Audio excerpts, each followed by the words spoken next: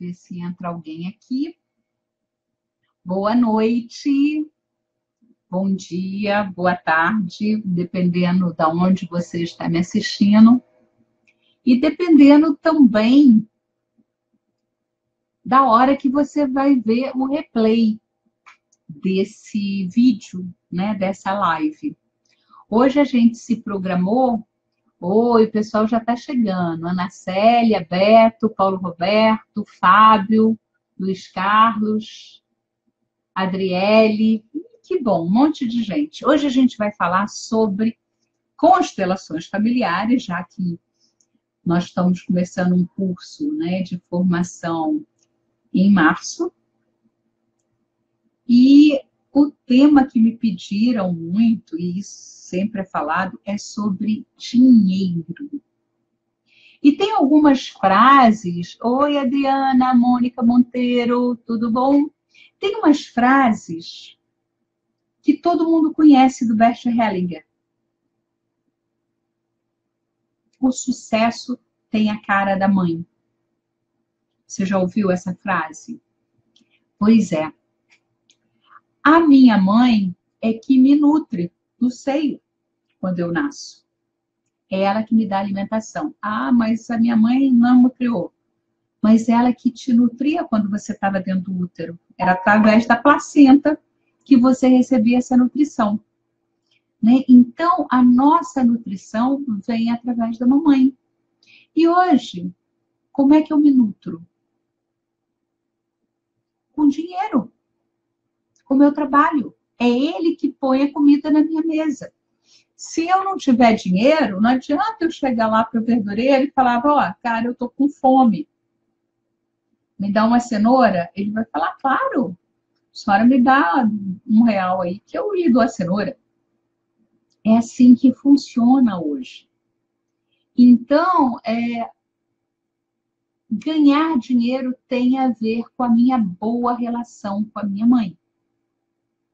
E manter o dinheiro tem a ver com a minha boa relação com o meu pai. Porque a gente vai encontrar aí, Martinha, Jussara, Rui, Flávio, oba, tá cheio hoje aqui. Esther, há quanto tempo, Alberto? O que a gente sempre fala sobre a questão do dinheiro? Tem pessoas que chegam para mim e me dizem assim, Sandra, eu ganho bem, eu até ganho dinheiro. Mas ele some, ele desaparece. Desaparece pelo ralo mesmo, entendeu? Estourou um cano e eu tive que gastar um dinheirão. Ou eu tive que fazer uma reforma, ou não sei quem ficou doente e eu tive que ajudar. O dinheiro não para na mão daquela pessoa. E eu pergunto, como é que é a tua relação com o seu pai? Como é que você sabe que não é boa a minha relação com meu pai? Não é que eu sei. Podem ter outros fatores, mas o mais comum é a relação com o pai. Né? Então, que outros fatores são esses? Uma coisa bem comum. Gente, me casei. Parece que eu ganhei na loteria, né? Porque eu fui promovida, surgiram outros trabalhos para eu fazer a parte e tal. Parece que o dinheiro começou a surgir na minha vida. Até eu casar, era, sabe, ali contadinho. Eu não estou falando do dinheiro do meu marido, não. Estou falando do meu dinheiro, do dinheiro que eu ganho. Isso acontece. Mas o contrário também acontece. E, infelizmente, o contrário acontece. Sabe, eu tinha uma posição top no meu trabalho. Todo mundo me solicitava o tempo inteiro. Mas, depois que eu casei, não engravidei, não.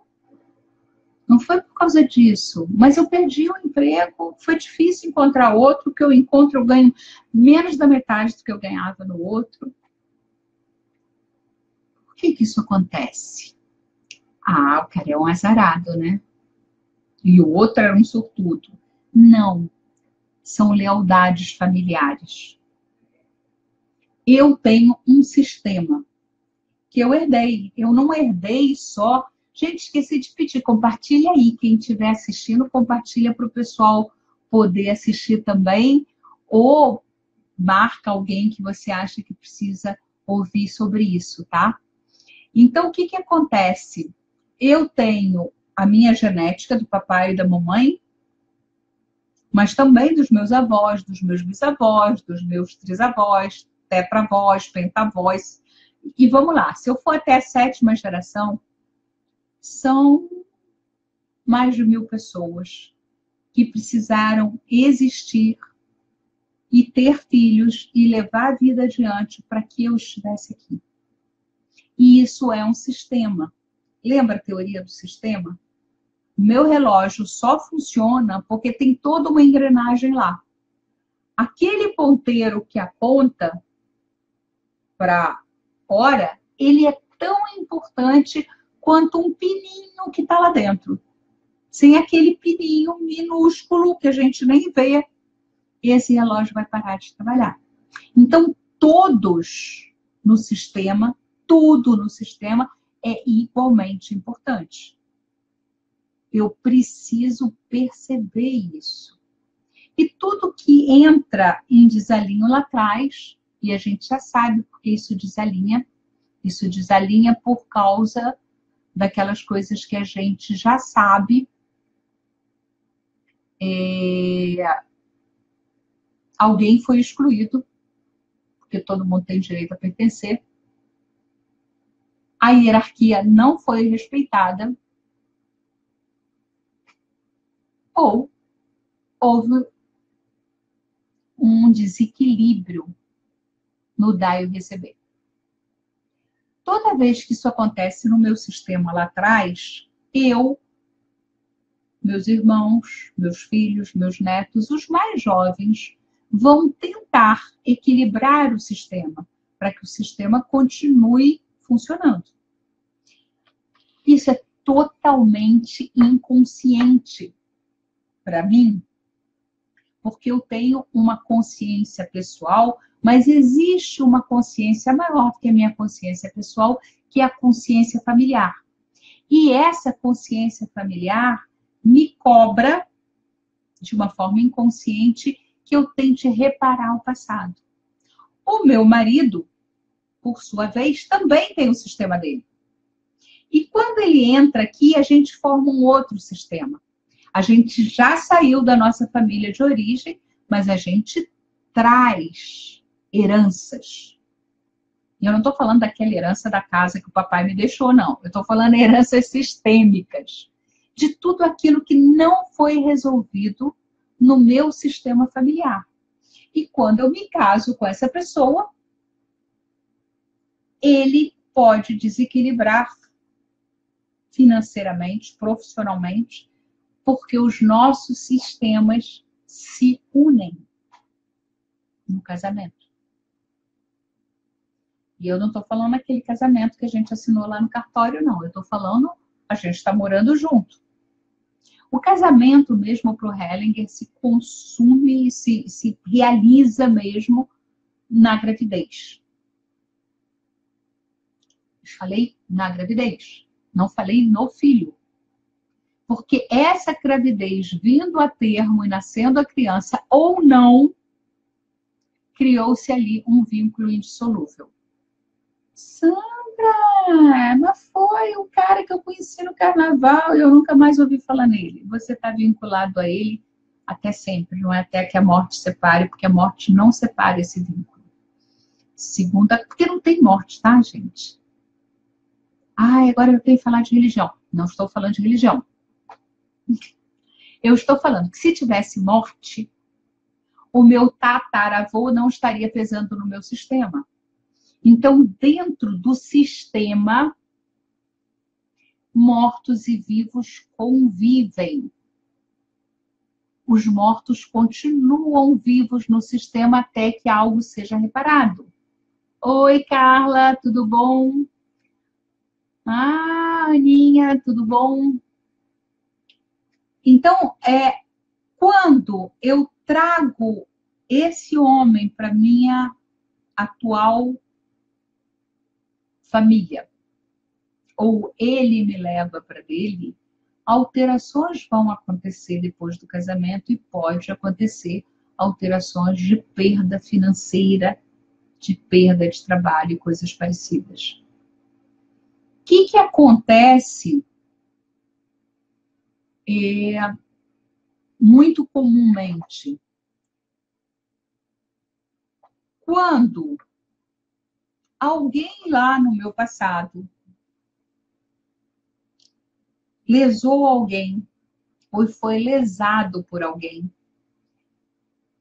essas pessoas passam a fazer parte da minha família, né?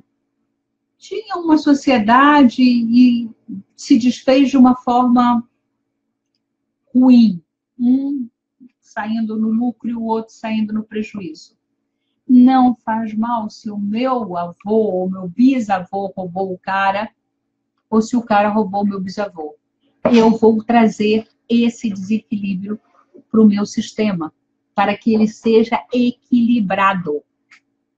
Ai, como é que vai ser equilibrado? Eu perdendo tudo um monte de vezes? Até que você vá num constelador, ou até que você se dê conta disso, olhe para trás, honre esse antepassado, descubra o que aconteceu ali e fala, olha, isso está com você, isso não é meu. Por favor, sou muito pequena para carregar isso. Né? Fica com isso para você. Então, o trabalho da constelação familiar, ele vem exatamente resolver essas pendências de coisas que vêm se repetindo na minha família. São o que a gente chama de lealdade invisível. Por que lealdade invisível? Porque eu não sabia daquilo. Então, dívidas que ficaram sem pagar, heranças que foram roubadas de outra pessoa, né? Quem tinha direito à herança não ficou. Isso é muito comum, muito mais comum do que a gente pensa, né? Nas famílias antigas, achava que a mulher não precisava de herança, porque aquilo ia ficar para o marido. Então, o filho homem ficava com a maior parte, lesado a irmã. Isso era muito comum, talvez até ainda seja, mas a gente acaba repetindo esses comportamentos. O que mais que tem para se falar dessa questão do dinheiro? Vocês têm casos aí para me falar? Tem dúvidas para perguntar? Né? Porque essa fidelidade, ela acontece de várias maneiras. Por exemplo, meu pai largou a minha mãe. E ela vive falando mal dele. Aquele perdedor, aquele cara que só jogava, aquele cara que bebia todas e não sei o quê. Que eu, filha, sinto amor pela minha mãe e raiva desse pai que fez tudo isso com a minha mãe. Mas o que a consciência dessa família, o que a minha lealdade me obriga a fazer? Repetir o mesmo padrão do papai. Eu vou começar a beber, eu vou começar a jogar e eu vou começar a perder tudo. Porque ninguém pode ser excluído. E quando a mamãe começa a meter o malho no papai, ela está excluindo. Tomara que você não seja igual ao seu pai. Deus me livre você ser igual ao seu pai. E aí, o que eu tenho que fazer? Eu não tenho saída. Eu fico do lado do mais fraco, daquele que foi excluído. Eu olho para ele, eu trago ele de volta, repetindo o que ele passou. Essa coisa da alienação parental é uma coisa muito impressionante. E em termos de finanças, em termos de dinheiro, isso acontece muito, muito, muito. Tá? Então, é preciso prestar muita atenção de como eu estou lidando com o dinheiro. Então, muitas vezes, o que o papai e a mamãe me deu é tão enorme que eu nunca vou poder pagar. Aí alguém me falou, mas ela cobra. É verdade, tem mães que cobram. Porque o seu parto foi muito doloroso. Ah, porque eu deixei de trabalhar quando você nasceu. Ah, tem mães que fazem isso. Que parte da mamãe que está fazendo isso? O ego. Porque o self, né, o eu superior, a superioridade daquela mulher, ela concordou em te dar vida. Ela concordou com isso mesmo com risco de morte. Porque há um risco na gravidez para a mulher. Há um risco no parto para a mulher, para a mãe. Cada vez menos, porque a medicina está muito avançada, mas eu lembro uma mocinha que trabalhava lá com o papai, jovem, bem jovem, tinha 26 anos, e morreu no parto. E eu falei, meu Deus, como é que alguém morre no parto em 1985, 1986, não me lembro bem. Mas para mim era inadmissível uma coisa dessa, mas ainda acontece e não é pouco. Então aquela mulher, ela me deu a vida. E como é que eu pago pela vida? Eu não pago. Eu tenho que tomar a vida e passá-la adiante. E se eu nunca tiver filho? Você vai passar adiante fazendo algo de bom da sua vida, fazendo algo de bom para alguém. Ah, você falou que o casamento só acontece quando há uma gravidez. E se eu já casar com uma determinada idade e não puder engravidar? Vocês têm que gerar algo em comum. Vocês têm que criar algo em comum. Ter uma meta, uma missão em comum. E aí isso consolida o casamento, porque vocês criaram algo, geraram algo para o planeta. Essa mulher me dá tanto que eu desdenho para não ter que pagar. Isso é bastante comum também. Então, eu estou aqui com um copo de cappuccino e eu estou com fome e o copo está aqui. Eu recebi o copo, mas eu não tomei. Então, o fato de eu estar viva não significa que eu tomei a vida dos meus pais. Tomar a vida é fazer algo consciente, ativamente. Tomar o cappuccino é isso aqui. Por sinal, está uma delícia. Mas enquanto ele está aqui, eu não tomei. Eu recebi. A pessoa veio aqui e falou, Sandra, você falou que estava com fome, teu cappuccino está aqui. Mas ele ficou aqui, eu não tomei. Muitos de nós não tomamos a vida. Como é que é isso de não tomamos a vida? Eu falo assim, eu sou assim, entendeu? E eu não dou certo porque a minha mãe era muito omissa. Porque o meu pai me bateu. Porque eles não me ensinaram, não sei o quê. Eu não tomei a vida. Tudo que eles precisavam me dar era vida. Depois dos 14 anos, eu tenho que ir para a minha vida. E parar de me fazer de vítima. Eu estou cobrando deles algo que possivelmente, provavelmente e certamente eles não podem me dar. Porque se eles pudessem, eles teriam dado. Eles me deram tudo que eu precisava. Mas eu precisava de mais atenção, eu precisava de mais carinho. Todo mundo quer mais, né? Ninguém está satisfeito com o que tem. Mas eles deram aquilo que você precisava para o seu desenvolvimento, para o seu aperfeiçoamento, para crescer. Agradeça. Diga sim para eles, eu aceito tudo que foi do jeito que foi. E siga adiante.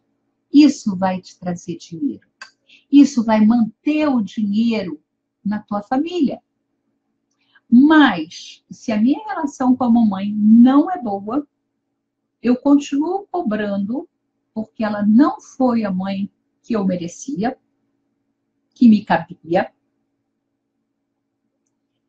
O dinheiro não entra. Nunca entra o suficiente.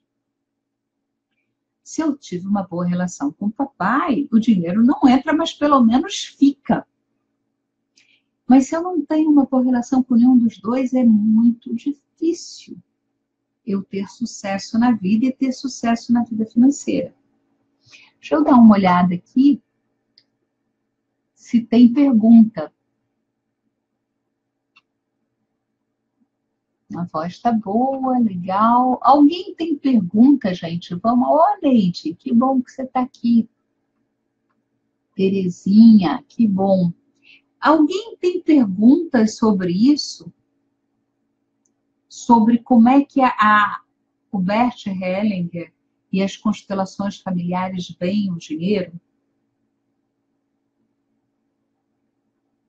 Uma outra coisa que eu acho super importante. Vou pegar uns bonequinhos aqui para mostrar. Eu só pensei nisso agora, mas como eu trabalhei com bonequinho de manhã, então vamos imaginar que essa aqui é a pessoa e que esse aqui é o dinheiro. E eu coloco o dinheiro atrás de mim. Significa o quê? Que eu estou colocando no lugar dos meus pais, se estiver muito perto, ou se estiver mais afastado, no lugar de um antepassado. Se eu coloco o dinheiro do meu lado, é um parceiro. Eu me casei com dinheiro, a gente tem igual tamanho. O dinheiro tem que estar à minha frente. E, de preferência, ele será menor do que eu. Sandra, mas eu quero ganhar muito dinheiro, eu não quero que ele seja menor, não. Sim, se ele é menor, eu dou conta. Eu dou conta de tudo que vem. Mas se ele é do meu tamanho, já é mais difícil de eu dar conta. Eu vou ter que dialogar com ele, negociar com ele. E se ele está lá atrás, se ele é maior do que eu vou ter que fazer o quê? Honrar esse dinheiro. E não é para isso.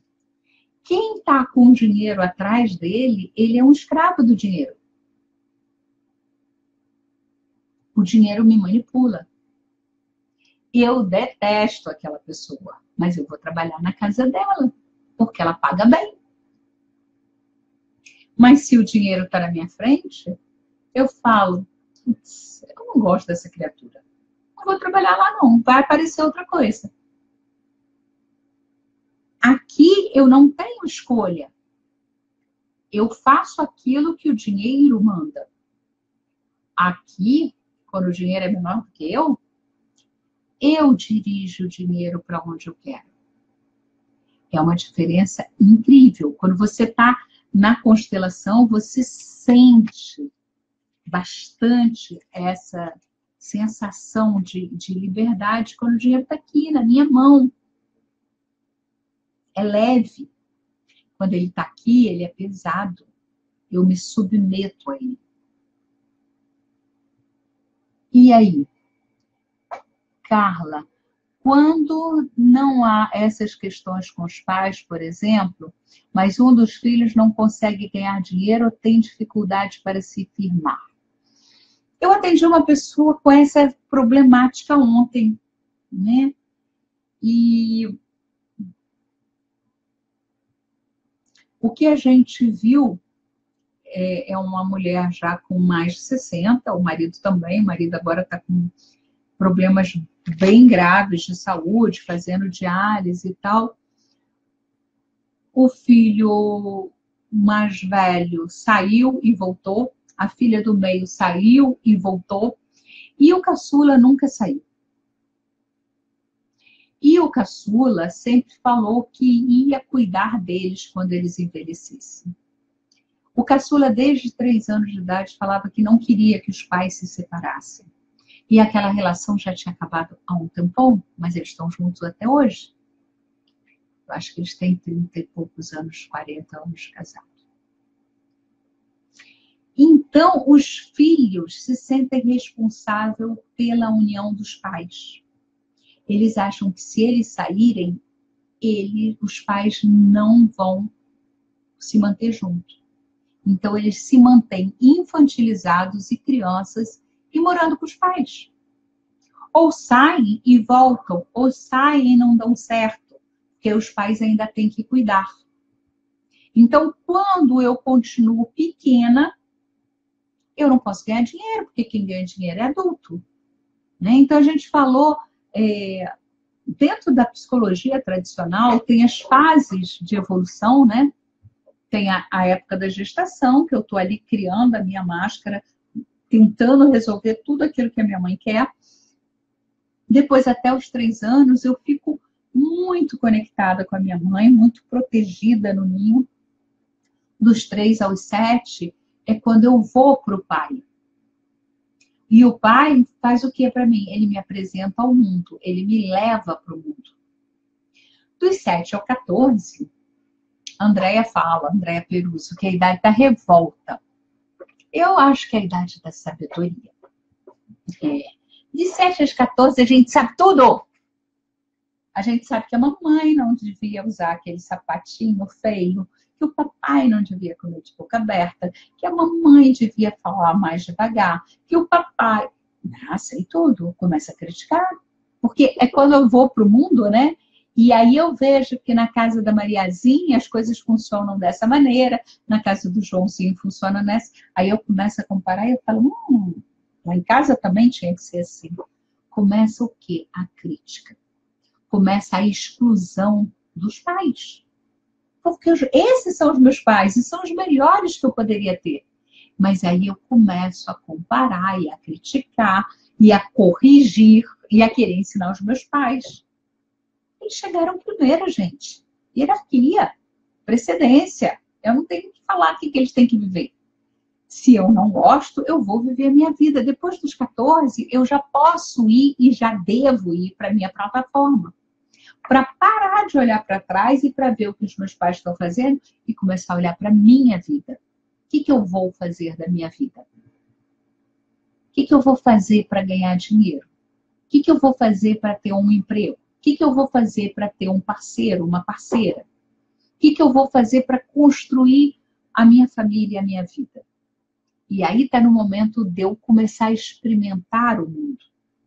Só que, nesse caso que a Carla perguntou aí, e quando eles tomaram os pais, eles não tomaram. Porque tomar é aceitar papai e mamãe como é. Eles provavelmente, só montando o sistema, Carla é consteladora, você pode montar esse sistema, eles estão no lugar dos avós, eles estão cuidando dos pais. E se eu estou cuidando dos meus pais, quem é que olha para o meu trabalho? Ninguém. Quem é que olha para o meu dinheiro? Ninguém. Quem é que olha para o meu marido? Ninguém.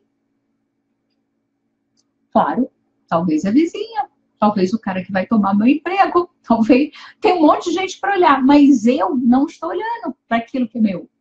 Eu estou olhando para trás. Eu estou presa ainda aos meus pais. Então, não tomar não significa só a herança. Faivo perguntou, existe uma hierarquia no casal? Não. Existe uma hierarquia em relação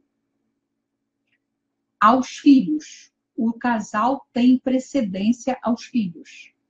Então, a gente se casou, eu engravidei, e eu tive a minha filha, linda, maravilhosa, e eu só cuido dela, e eu esqueço que eu tenho um marido. Está errado. Quem tem precedência é o marido, não é a filha. Por isso que depois dos 14, os filhos saem para um casal poder se olhar mais. Mas dentro da relação, homem e mulher são diferentes. Para de falar em igualdade, não somos diferentes. Mas de igual valor, de igual importância. Essa é a grande sacada. Porque se a gente fosse igual, ia ficar meio chato, né? A diferença é que atrai. Não estou falando que no casal homossexual que não haja, também há, mas eles são diferentes. Eles podem ter o mesmo sexo genético, gonádico, mas ali os dois têm igual importância. Mas numa relação homem e mulher, nós somos completamente diferentes. Maneira de funcionar do cérebro, a própria biologia é diferente. Alguém perguntou, Carla falou alguma coisa de merecimento. Sim, às vezes a gente está falando muito de constelação familiar, mas às vezes o meu sistema já está organizado,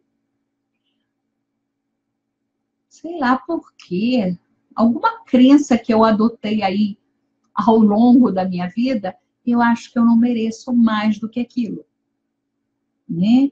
Então, eu me contento com o trabalho que eu ganho menos, eu nem procuro ir além. Eu fico com aquilo que é o meu nível de capacidade de receber do universo, do mundo. Porque a gente recebe dinheiro de 3 formas. A primeira forma é a herança. Eu vou receber herança quando o papai morrer. Não, não é quando o papai morrer. Você começou a receber herança lá na hora que você nasceu. Porque tinha uma roupinha lá para você, tinha um leitinho, que se não foi do peito, foi de uma madeira ou do peito de alguém, mas arrumaram coisa lá para você sobreviver, senão você não estava aqui me assistindo. Então, a primeira maneira de ganhar dinheiro é pela herança. A segunda maneira é aquele dinheiro que eu conquisto através do meu trabalho. Né? As pessoas falam, quanto que você ganha? Eu não ganho nada, eu conquisto, entendeu? Mas tem uma terceira maneira de eu receber o dinheiro, que é aquele dinheiro que vem do universo. Que dinheiro que vem do universo? Aquele que eu ganhei no jogo do bicho. Aquele que eu ganhei e que não estava esperando. Aquela blusa que eu ganhei de presente e que não era nem meu aniversário. O copo de água que eu tomei na tua casa e você não me cobrou. É aquele cafezinho que a gente saiu para almoçar e depois você falou, vamos tomar um café e você pagou e eu nem vi. Tudo isso são formas de receber dinheiro, porque tudo isso custa dinheiro do universo. Mas a água na minha casa não custa. Como não custa? Você não está pagando água, condomínio, aluguel, um monte de conta, imposto. Lógico que aquela água teve um preço, embora não fosse o preço que você comprou a água mineral ali na padaria ou no supermercado. Mas tem um preço. E aí eu não acho que eu mereço mais. Então ninguém vai me dar mais. O meu limite é aquele que eu me imponho. Vamos lá, gente. Estamos com 32 minutos. Vamos ver se tem mais alguma dúvida aqui, alguma coisa para falar. Algum comentário. Oi, Rita. Zé Abade, nessa concepção, existe casamento consigo mesmo? E Zé, tu também faz umas perguntas, hein, criatura? Não, não existe casamento consigo mesmo. Existe integração consigo mesmo. Né? A gente tem a máscara, aquilo que a gente mostra, ai, como eu sou legal, como eu sou boazinha. Existe o meu eu inferior, que pode ser também uma coisa legal. Eu sou amorosa. Eu sou amorosa com todo mundo, menos comigo. Né? Eu sou inteligente. Eu uso a minha inteligência para todo mundo e não uso para mim.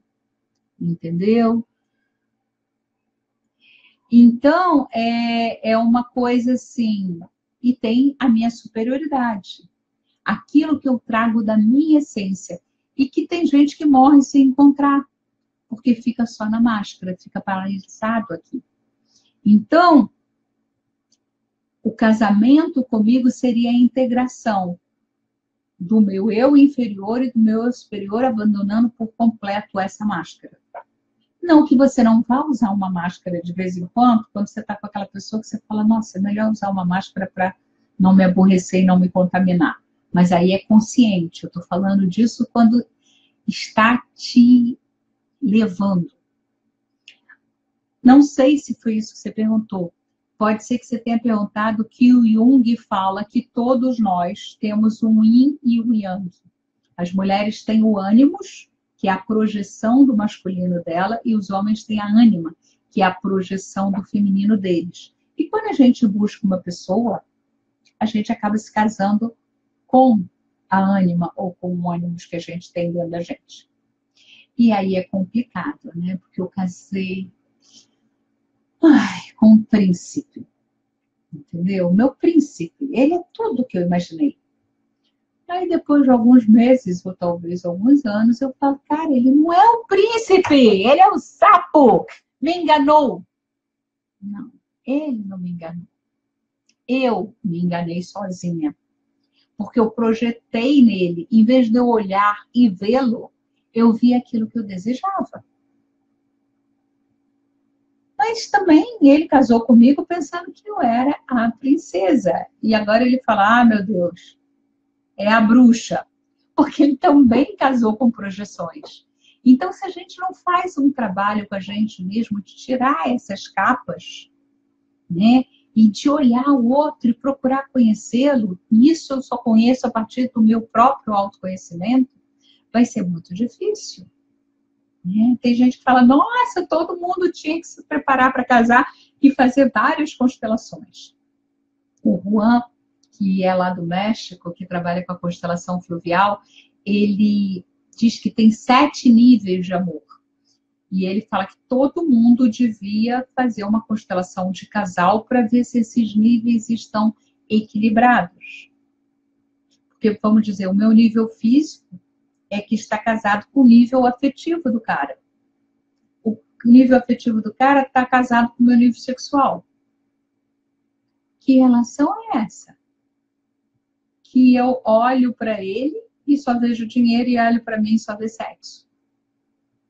O nível emocional tem que estar com o emocional, o sexual com o sexual, o material com o material, o espiritual com o espiritual, mas nem sempre é assim. Ele fala, olha, acho que todo casal devia fazer isso antes de casar e a cada 6 meses ver se está tudo arrumado ou se precisa olhar para a relação que alguma coisa entrou em colapso.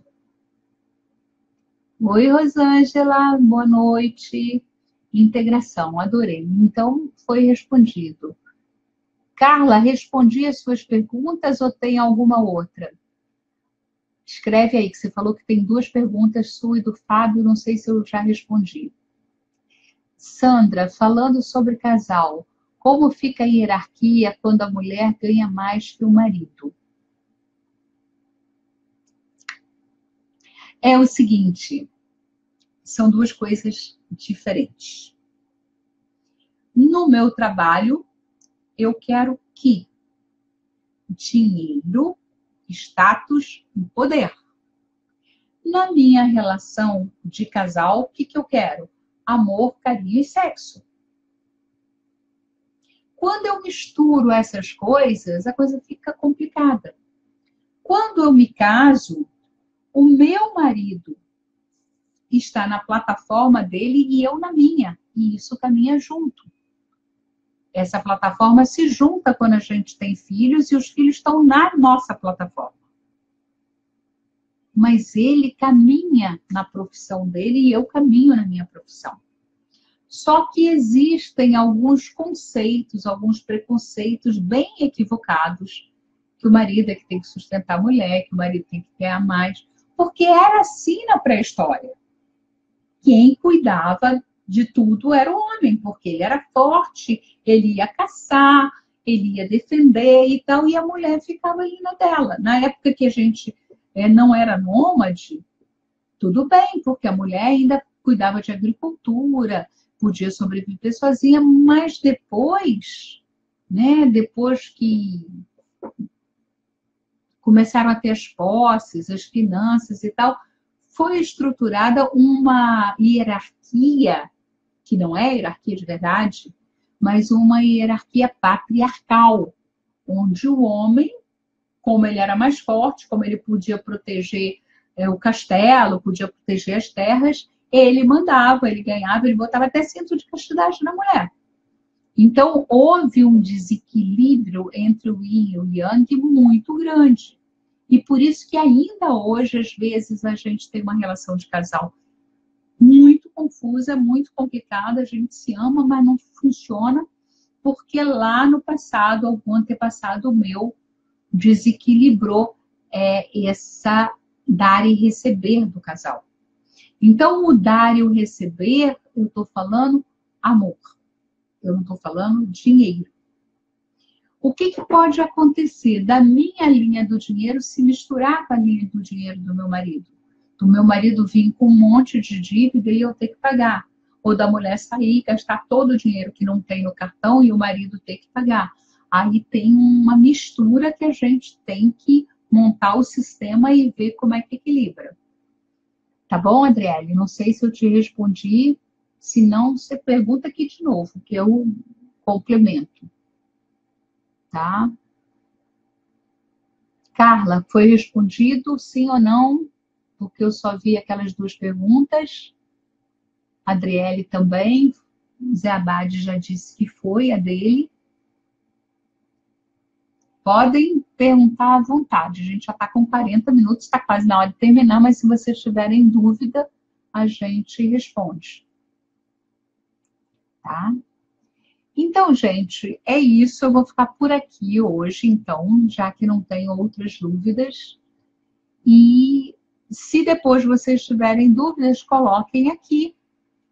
Compartilhem o vídeo. Se vocês quiserem que eu fale sobre algum tema, né? Eu estou focando a abordagem da constelação familiar, porque a gente começa esse curso semipresencial, que vão ser assim, antigamente o curso demorava 1 ano, eu ia de 2 em 2 meses a São Paulo e trabalhava sexta, sábado e domingo com o grupo, dando teoria e prática simultaneamente. A gente fazia 4, 5, no máximo 6 constelações no final de semana.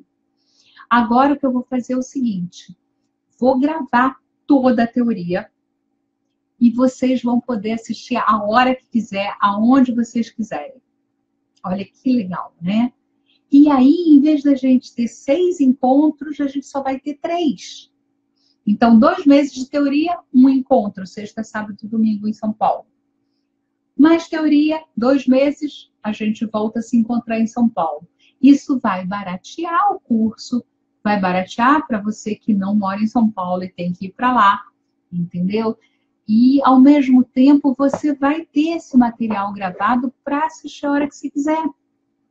Né? Porque você assistiu lá na aula, anotou, alguma coisa não anotou e ficou na dúvida. Não, eu vou estar aqui sempre esclarecendo dúvida nas lives, no WhatsApp. A gente vai ver uma forma de esclarecer dúvida.